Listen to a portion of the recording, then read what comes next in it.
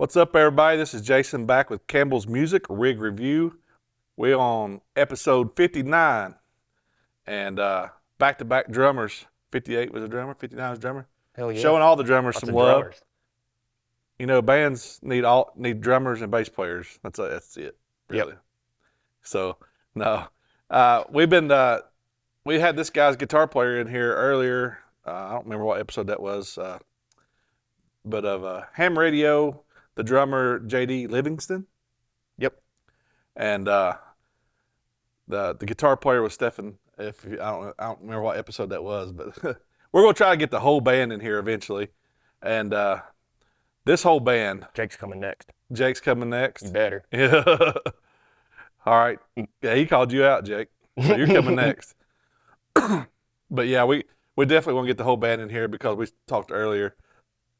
Ham Radio, this whole band shops this store more than any other band I know. So we definitely appreciate you doing that. We appreciate you hanging out with us and showing us your gear and all this good stuff. Hey, y'all got the goods, man. For sure. Nowhere else. And yeah, so JD, I don't know if y'all checked out Ham Radio yet, but if you haven't, you should. Great band, based out of Carter County. And this is the other drummer from Carter County, not Josh Brock. Only two of them? Yeah. I guess.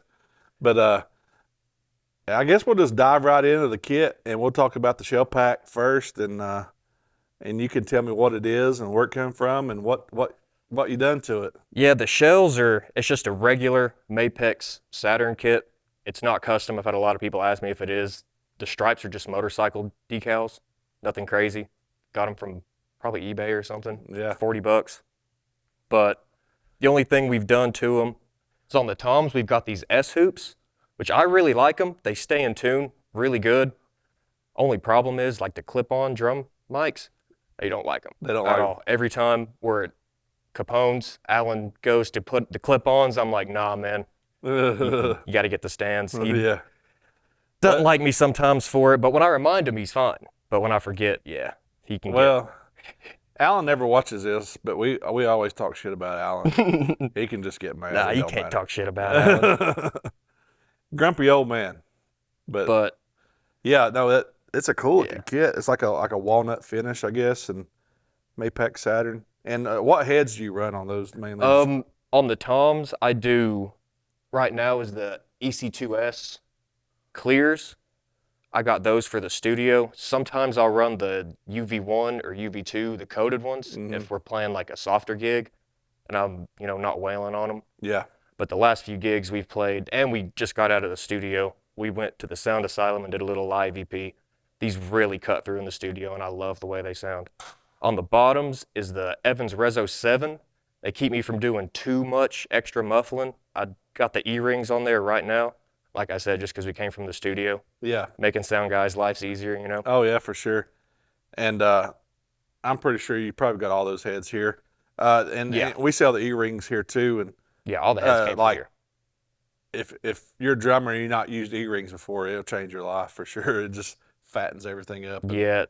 I've used a couple of like the little gel stickies. Yeah. And they work. They just get nasty. We practice in garages. Oh, yeah. So dust everywhere, grime, bugs, whatever, they'll get stuck to them. And on the kick is a 22-inch EMAD heavyweight with the muffling ring taken out of it. I just use a pillow because it comes out on me a lot because I hit it too hard. Yeah. And on the front, I think it's just the calf skin something with a horrible hole cut in it. Don't get the camera too close to that because it's cut awfully. I guess the job done, though. Oh, yeah, for sure. Yeah. And I guess probably the most interesting part about the kit is the snare drum. This is the only brand new drum I've ever bought, and probably the only drum I've ever bought that didn't come from here or Craigslist. Yeah.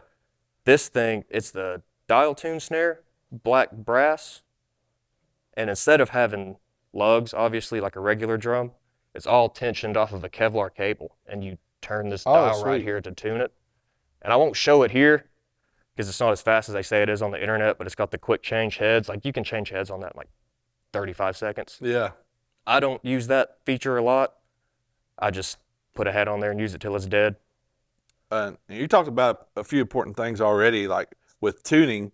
that some drummers don't think about it, but it's like that's an important part of the Oh, setup. And you got to learn how to tune drums. If you yeah, don't know how to tune drums, everybody will know, yeah, it just even your grandma. this just sounds horrible. It does. Yeah, and with that dial there, I guess it makes it easy just to dial it in where you want it. And Easier tuning for sure. And the reason I bought it mostly is where it's all tensioned off one point, it's even tension all the way around the drum. Gotcha. Like one part isn't going to get tighter than the other. So when I play and I only hit rim shots, normally these 3 lugs right here by the end of the set, they're loose or gone. Yeah. Like I've had tension rods fly out on me playing. So that's the reason I got that. Never have to worry about it loosening up on me at a show ever again. If it does, crank it a couple more times, You back down. you're good. Yeah. And that's the Evans heavyweight dry. I was using the regular heavyweight, but I went to the dry because there's not a lot of vent holes in this drum. Yeah. It's a little bit longer sustain than I like, and just the regular hazy or clear 200 whatever on the bottom. I'm not sure. Yeah. Yeah. Oh man, that we heard it a little bit earlier during checking the mics and stuff. So it sounds great. The whole kit sounds great, and I loved somebody that knows how to tune their drums and play them well. So It's definitely overlooked a little bit too much these days. I think a lot so. of bands I go and see, I'm like, man, just go buy a drum key. Yeah, for sure. And tonight's purposes, we're doing that 2 mic system again. We're micing the kick and over the shoulder, with I think we got a Shure KSM mic tonight and a AKG on the front. So it should translate pretty well through the. Oh, definitely. Yeah. And I mean, this sounds good in here. This room sounds really good. yeah, we talked about, I can't remember who I was talking about earlier, but we was talking about, How that practices across the street a lot. Their last album, they recorded drums in here, and Travis is one of those engineers that just got that ear, Yeah. He can find spots. And it's about this spot, they recorded all of Kevin's drums. He's walking around in here clapping, probably Listening. listening. Yeah, hearing the reverb. And, Yep. And he said, we'll set the drums here. And I was like, ain't y'all drummer used to be the drummer for Whitechapel? Now he's the drummer for. So we give Kevin hell about that. But we got Travis coming here soon. Let's hear what the shells and the snare and all that sounds like before we get to the cymbals right. and stuff. I'll sit down and play a little bit. Yeah. Move that to the front so I don't sit on it.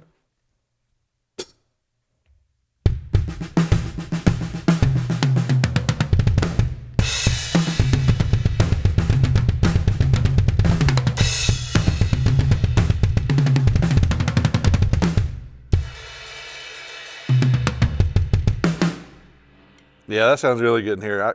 We could probably just put up a room mic and capture that sound really good. I love the way this room sounds Yeah. when it gets loud. Maybe we need to record some ham radio drums in here. But That we do need to do. That would be sick. Yeah. Since you sat down on that nice comfy seat, what kind of seat you running? Just a sound percussion, cheap throne, cheap, normal. It's got the big screw on it. Nothing like airlift, nothing crazy like that. Just a big motorcycle seat Yeah. there. Yeah. I'm more of a fan of the round seats, but again, like the set, it's not mine. I borrow it, so I take what I can get. Here you go. But I do prefer the rounder seats. Just, you can sit on it anyway and I don't have to worry about it. Where you're sitting. Yeah. As long as it's the right height, I'm good. Not super picky about it. And I noticed too, you're running double kick. I do play double pedal. So the DW 9000 is probably the best you can get. Those I got on a steal here. They were on the used rack probably 4 or 5 years ago at this point. They were Elliott's from Gypsy Danger's old pedals. Probably like 2 days after he brought them in, I saw him sitting over there. I was like, layaway, it's happening. Because like the rest of the stuff, I'd always borrowed pedals and whatnot. I saw those. I was like, I've got to. Yeah. And they've been going great ever since. They're the extended footboard version, so they're a little bit longer. like a longboard, Yeah. not crazy though. Now, any drummer knows that if you're getting some DW stuff, you're getting good quality, but like the 9000 series hardware is where it's at for sure, and all the way around.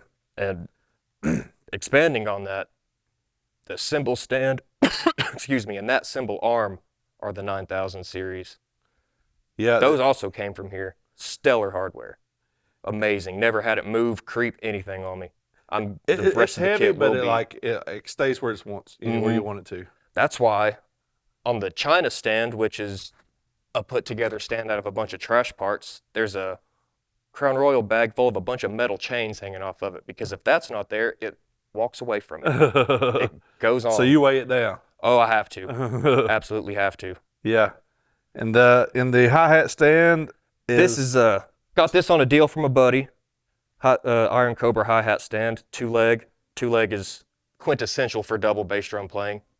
It just makes setting up and tearing down so much easier. Yeah. You're not bumping your pedal into your stand and wearing it down and whatnot. And Tom's stand is just another put together out of a bunch of other stands that were broken. Yeah. Sweet. Yep. Then let's go ahead and run through your cymbals too. Cymbals, I guess starting with the hi-hat. Yeah. This is actually it's a hybrid set, but not really one that they sell. The bottom is a bottom hat from the Zildjian, just the regular A master sound with the rivets in it. And the top is the top hi-hat from just the regular A custom, I think. Okay. I don't think it's a fast hats or anything, but just the 14-inch. yeah, 14-inch. But the reason I'm playing these is I broke the top cymbal to the regular A set, and I still wanted to use it because I really like the rivets in it. I like how it still lets air in it when you're doing the foot stuff, super tight and crisp. And the A custom top, man, you just can't beat it. They're just so durable. And this is on its deathbed, probably 6 or 7 years old. It's starting to get cracks, and I don't know if you see it on camera. It's warped dude, all to hell. bad. It's on its deathbed. Regular 18-inch A custom crash. Had a 18-inch projection crash, broke it, so it's a 18-inch Meinl dark crash. Also got that from here. Stellar.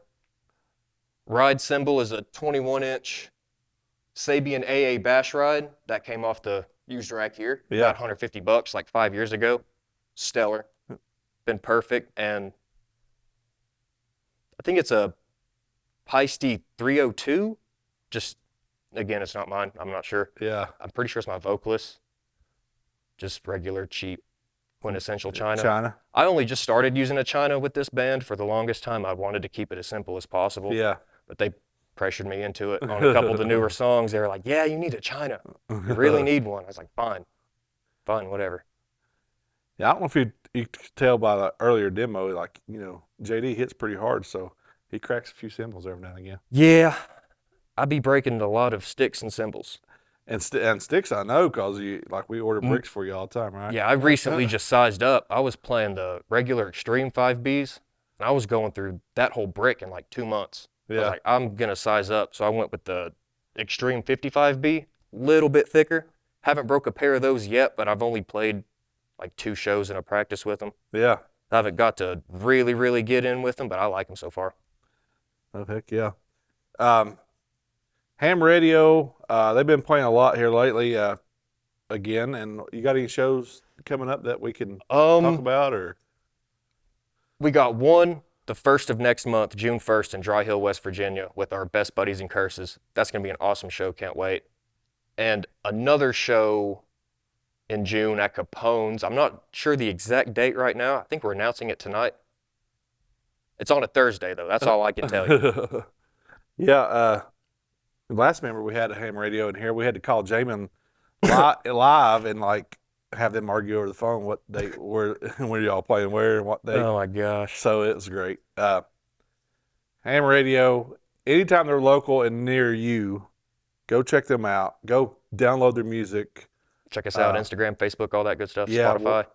We'll throw up all those links underneath us here. Cool. And July 6th, not June 6th. Oh, okay. I might be thinking of a different one then. Okay, heard it from him. Maybe by the time this video gets edited and put out, we'll have the flyer out and they can stick it somewhere in here or something. Would that be for opening for a national or something? I'm not sure. Again, we get a couple of the national gigs, 1 or 2 a year. We're super fortunate when we do. Jason's always really good to us, putting us on the shows that give us great opportunities, meet people. Oh, yeah, for sure. Yeah, we're very, very fortunate to have not only the promoters that we do here, the select few that aren't awful people. Yeah, yeah, for sure. Yeah, it's a good thing you know you go there and you play and you finally get rewarded with getting on some big shows and stuff. It's fun for sure. Uh, Man, if you want to give us another demo of the whole kit with the cymbals and we'll hear what this thing sounds like again, and we're going to fade in and out with some ham radio music for sure. But if you got a tune in mind you want to play through, or just a freestyle, I'll just jam. Yeah, Cool. yeah, we'll get a glimpse of what all this stuff sounds like. Again, this is what tuned drums sound like. So somewhat tuned. I haven't unpacked them since the last show. This is the first time they've seen the light since the last show we played. So yeah, maybe not perfectly in tune, but close enough for us.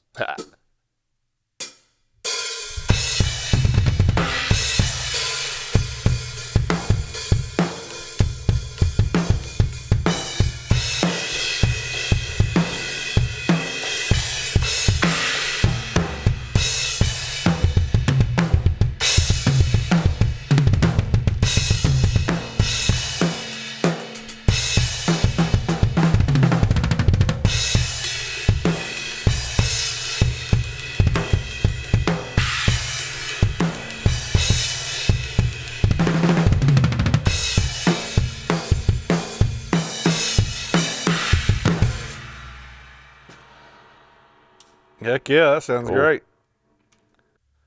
Cool. Yeah. So again, y'all go check out Ham Radio. Local to you, go check them out live because they sound amazing live. Thank you. And I can tell you firsthand, I mean, JD, the whole group, they shop here at Campbell's more than any other band around, and we appreciate you doing that again. And this is kind of our thing, to promote some local music, some local talent, just to get their name out there to people that may have never heard you before. Yeah, we appreciate it. Yeah, and y'all do a lot for the people around here. And music community, music scene. So, man, I thank you for hanging out, bringing all this gear out just for, no problem. Short video, but it's a lot of gear to bring out for. Thanks for having me out. Yeah, and y'all go check out Ham Radio. Y'all come drop by all your drum gear from Campbell's. All of it. Because I ain't biased, but we probably got the best drum department in the Tri-Cities. Absolutely. But there's only two. Yeah. So y'all come check us out. Go check out Ham Radio, and go follow JD Livingston, the best drummer besides Josh Brock. No, he's better than Josh Brock is a pretty good drummer. No, Josh Brock, he's a weenie. Oh man. No. Thanks, y'all. Anybody calling?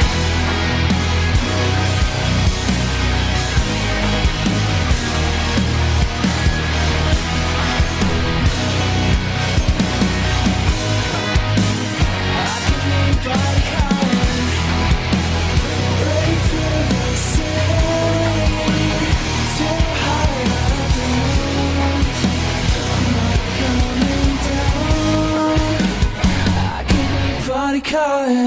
Yesterday, I saw you there. Yesterday, by the way, can we go back? Yesterday, I wanted caution, toxic things that live inside of watching, waiting, and I never rest. To sunrise. Stay up with me, it's like a dream come true.